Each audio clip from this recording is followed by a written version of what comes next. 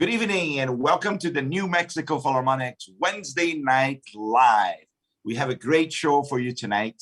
My guest is violinist and conductor Emmanuele Baldini. He is from Trieste, Italy, and Baldini has studied in Geneva, in Salzburg, in Berlin, he's now concertmaster of the São Paulo State Symphony Orchestra, but he has been concertmaster of the Opera House in Bologna and also at La Scala in Milano. He has toured many countries as a soloist in the US and Japan, Australia, and he has developed such a great career, playing over 40 different violin concertos and in more than 20 different recordings of CDs and videos. And today we're going to start by watching a video of Emmanuele Baldini performing Ravel's Tzigan for violin and orchestra. Let's watch that.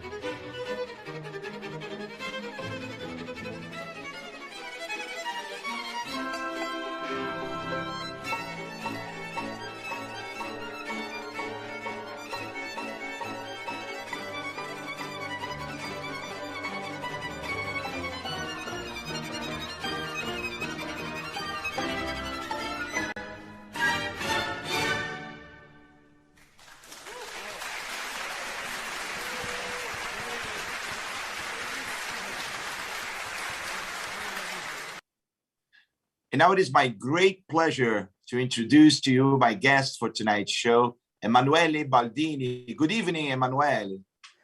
Good evening, Maestro. Good evening. Thank How are you for the invitation. Thank you very much. Oh, it's such a pleasure to be able to have you in our show. I've been such a great admirer of you and have had the pleasure of working with you many times. And there was a fantastic performance of Ravel's Tsigan. It's one of my favorite pieces for violin and orchestra. Yes, it's an amazing piece. Actually, you know, this performance was my first performance ever of this piece. So it was really special for me, especially because it was just after when we were back to work after many months, of course, after during this tough period. Ne? See. And Emanuele, okay, so you come from Trieste, Italy, right? And how did you start playing the violin? How old were you? Do you come from a musical family? Tell us about your background. Yes, I was born in a family where both my parents are pianists, and I had at home two pianos, one big one and the other one vertical one. And I was just playing when I was 6 years old. I was playing piano, but just improvising, no? But suddenly one day I watch a concert in the television, Italian television, with a violinist which is still in activity, Uto Ughi, an Italian violinist. Yes, playing Tchaikovsky violin concerto. And my parents told me, because I don't remember, they told me that after the concert, I told them I want a violin. So in the next Christmas, I received a violin, small one, the Chinese ones with that you know, with $60 you have everything: violin, bow, and the case also. Exactly. In the book on how to play the violin. Yeah, I had to, in 15 minutes. And I started. It took not 15 minutes. It took a few years, but here I am still playing the violin. Right. Trying to be better and better every day. Fantastic. The violin is such a great instrument. And you know, I was reading your biography and I was so happy to see that you studied with the great Ruggero Ricci. Oh, yes. Let me tell you a story about Ruggero Ricci. Yeah. I was 9 years old, and my French horn lessons I had at Teatro Municipal, because my teacher was principal horn from Teatro Municipal. So after my class, I went to hear the rehearsal, and they were rehearsing Tchaikovsky violin concerto with Ruggero Ricci. And I was like, oh my God, I was only 9. I was like, I never seen such virtuosity. You know, I was so flabbergasted. And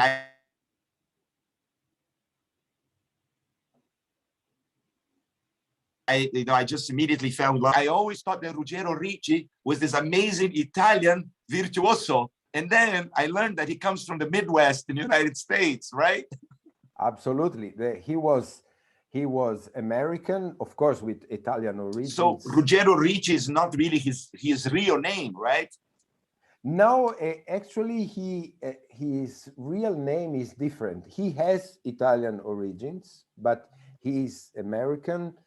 And when I met him, he was back in Europe. He was in Salzburg. He was teaching in Mozarteum, Salzburg. And I studied there with him, and also in Berlin a little bit.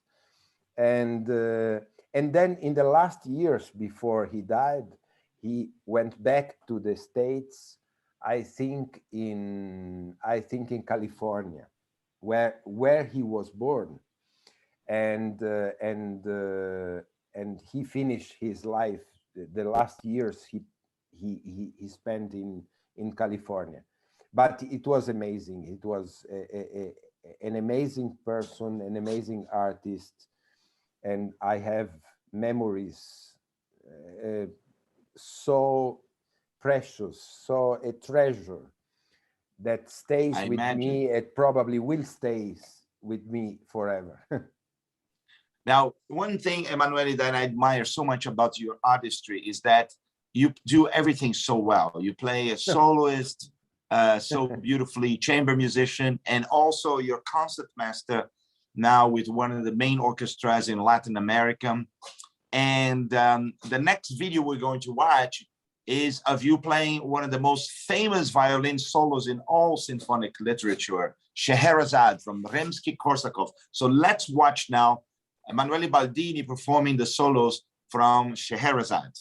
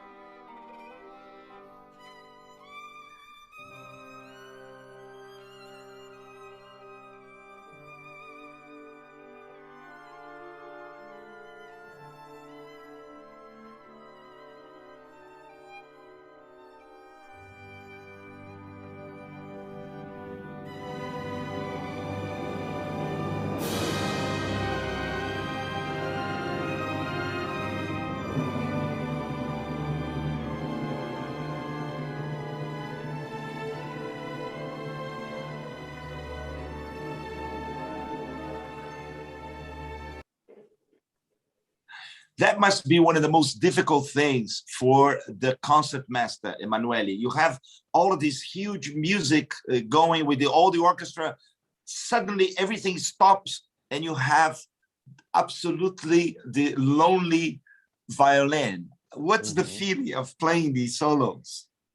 Look, it's much more difficult than a solo concerto, much more difficult, because I imagine for a solo concerto, you prepare yourself psychologically and technically. You prepare yourself to enter the stage and to start to play solo.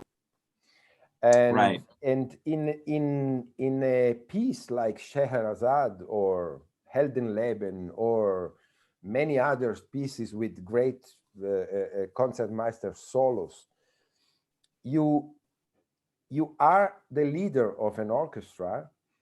You need to lead the orchestra. You need to play with the others, and suddenly you are alone. And suddenly you are the only responsible for the result. and for the music. So it's really difficult, both technically speaking and psychologically speaking, because you are not prepared to be a soloist.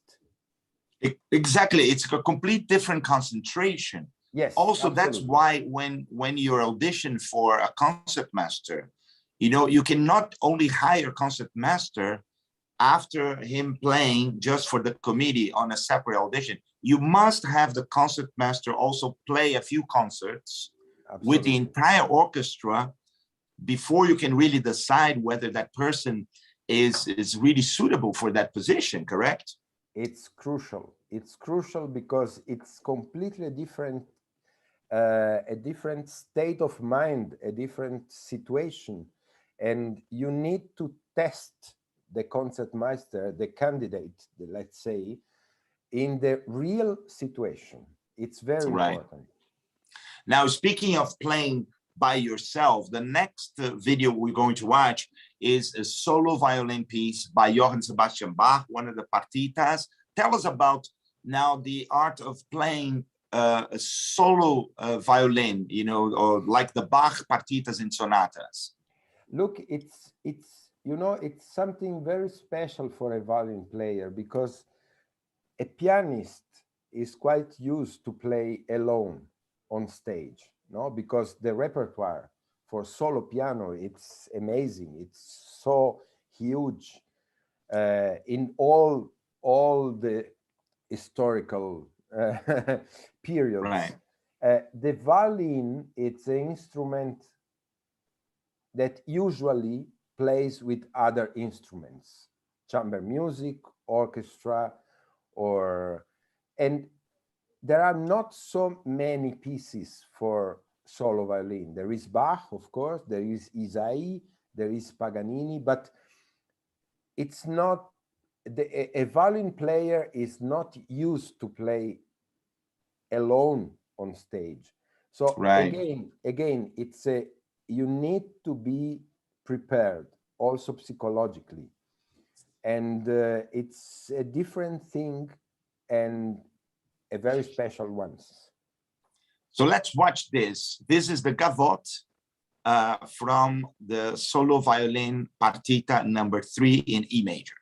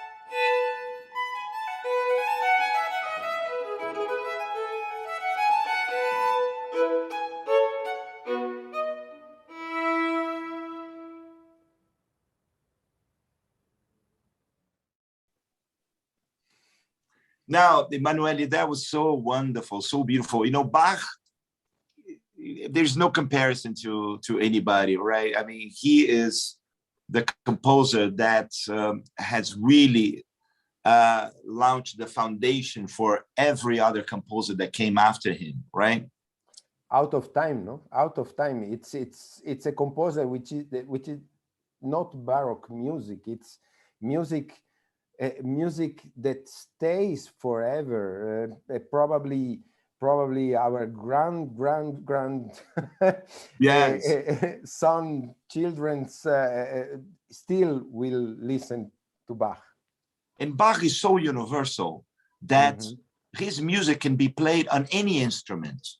Yes, you know, I think it would sound, I mean, of course, this is original for violin, but if you play on the steel drums, you know, or if you play on any kind of formation, it still works because it's so universal in that sense. Absolutely, right? Absolutely.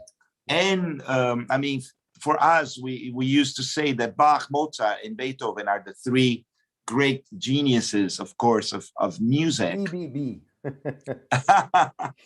And Beethoven also is an amazing composer that wrote so beautifully for every instrument. Yes. And the next video we're going to watch you play is the famous sonata, the Spring Sonata for violin and piano. Now, we heard you play with the solo concerto with orchestra. We heard you play solo violin, symphonic orchestra.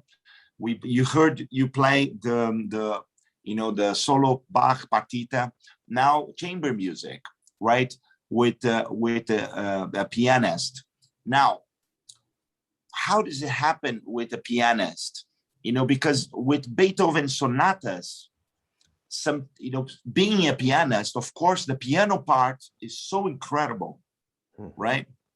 I remember I performed the Beethoven French horn sonata, and it's such a beautiful piece, but no question that the piano part is the most important one, you know? Absolutely, absolutely. How do you feel with the violin sonatas? Do you feel some of that?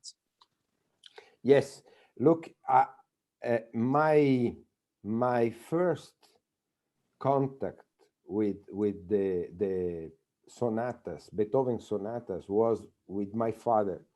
I played with my father, I think all the 10 piano and violin sonatas by Beethoven. And so I realized since the first contact that the piano part is absolutely the leading part of these amazing pieces. And in a way, this put me in a state of mind which is not very common in between the violinists, because we violinists are used to feel ourselves like the king of the situation, no? Like the king in the situation, always the leading musicians. And but as I have two parents which are pianists, I grew up with a completely different mentality. So I know exactly where I am when I play a Beethoven sonata. So it's very important. Actually, Beethoven wrote sonatas for piano and violin. Right. It's not like Franck's sonata, which is for violin and piano. But if you see the manuscript of Beethoven, it's sonata for piano and violin. This is very important. And very important, very unusual. Many violinists are not taking seriously this, but I am. Like the Beethoven cello sonatas, it's also piano and cello, absolutely, right? Absolutely, yes. Right. So let's watch this video now of you playing the finale from Beethoven's Spring Sonata for piano and violin. with Emmanuele Baldini and Olga Kopilova on the piano.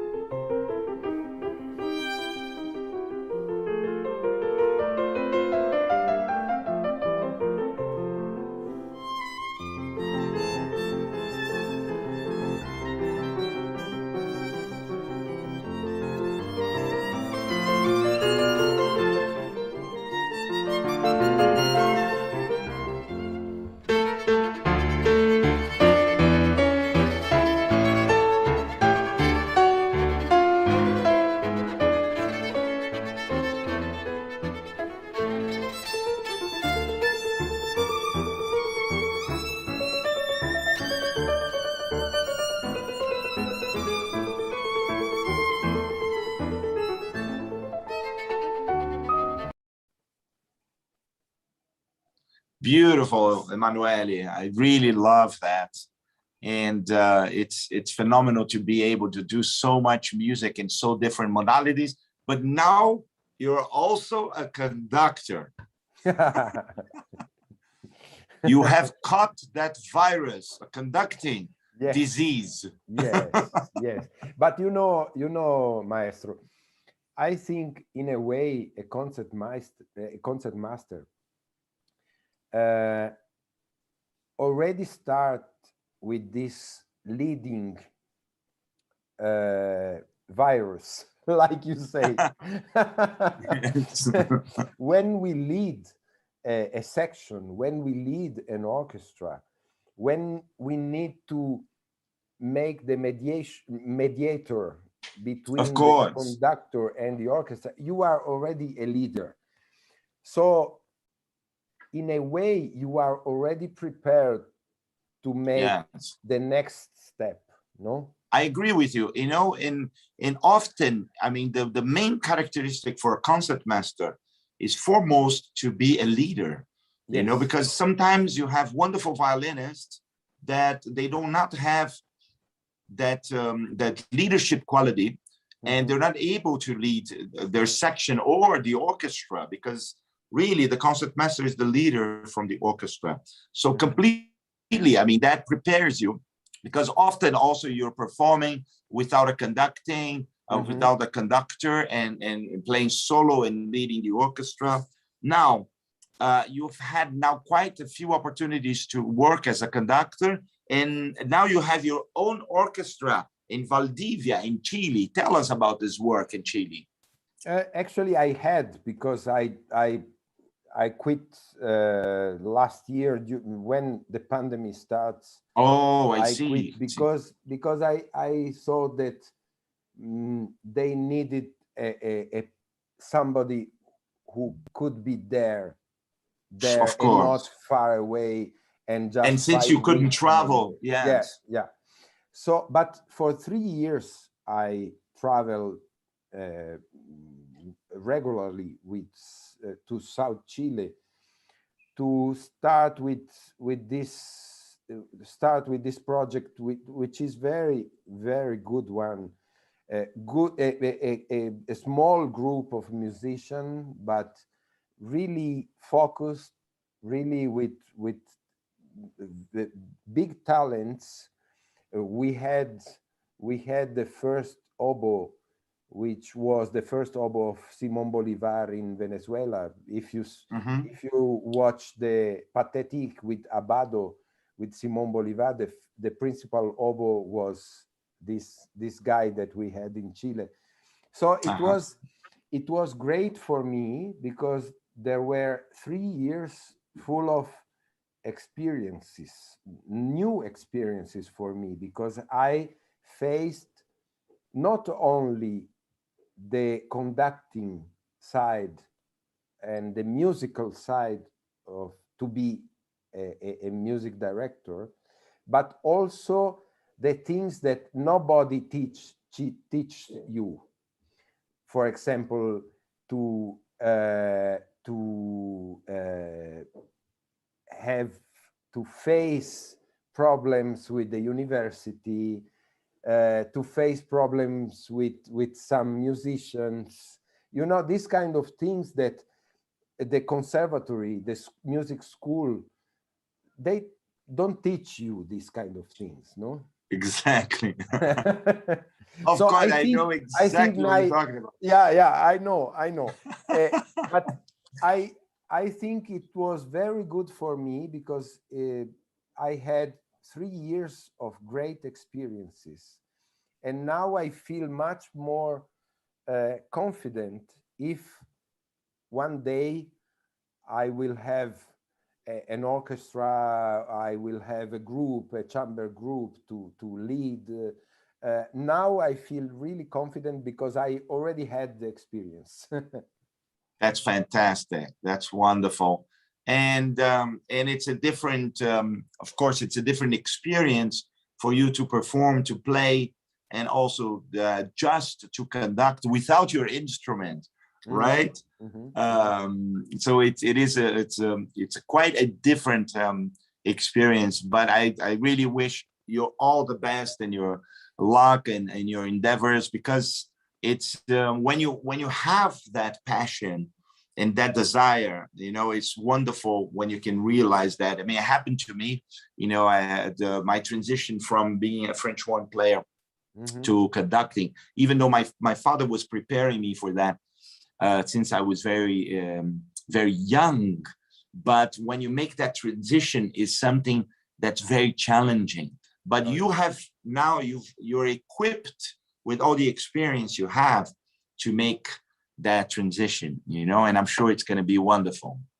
Thank you, man. So, Emmanuele, now tell us how, after having performed all over the world, you know, in being in Asia, in North America, all over Europe, you end up in São Paulo, Brazil.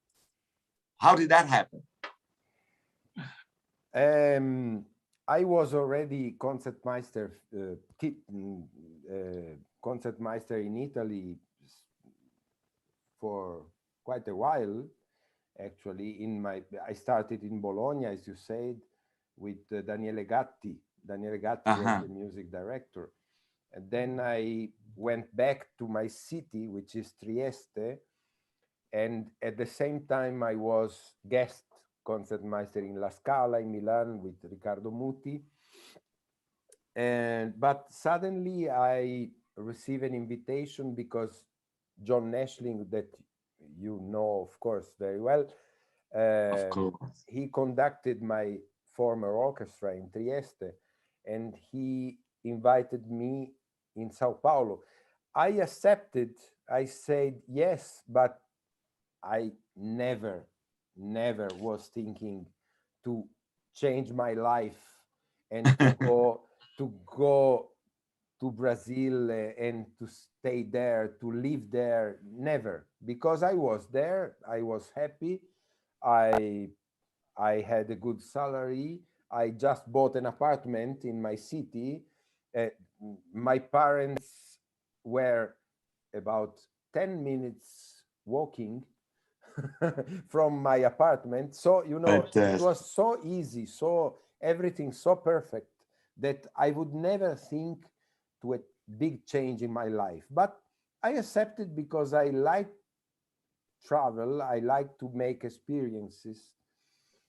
And when I arrived here, I entered the Sala Sao Paulo.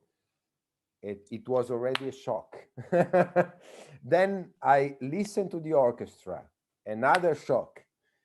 Then I remember one of my first weeks as a guest, it was your mentor, Kurt Masur, Yes.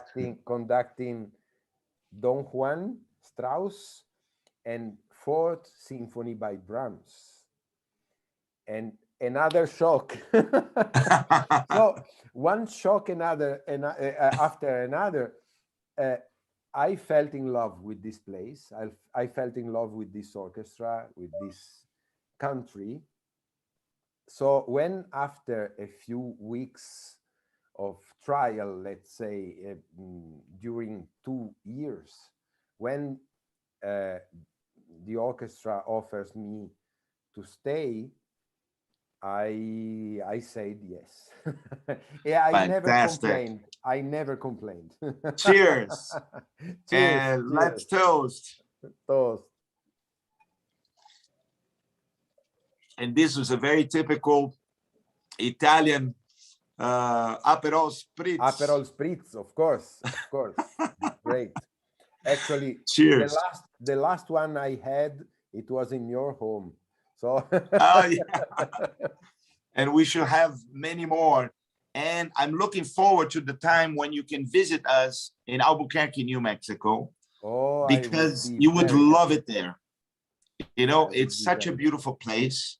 And we have a fantastic orchestra, fantastic family of supporters in the audience and our staff. So I really would like to, you know, have you come and perform with us. That would be wonderful, Emmanuele. Oh, I would be very happy. Very happy. Well, thank you. We have come to the end of our show, and I want to thank you for participating with us. Thank you also, everyone in our audience. It's been over 1 year that we have had the Wednesday Night Live every week with a different guest, a different artist. And it's been my pleasure to host this wonderful show for the New Mexico Philharmonic. So we're going now to hear the last selection with Baldini performing the solo from the Beethoven Missa Solemnis, which is one of the most beautiful solos in all symphonic literature. So this is from the Benedictus of Missa Solemnis, Emmanuele Baldini with the State Symphony Orchestra of Sao Paulo. Thank you, Emmanuele, for joining us tonight. Thank you for the invitation. Thank you all. Thank you. And hope to see you in Albuquerque one of these days. And I'll see you all next week. Meanwhile, stay healthy, stay safe. Good night, everyone.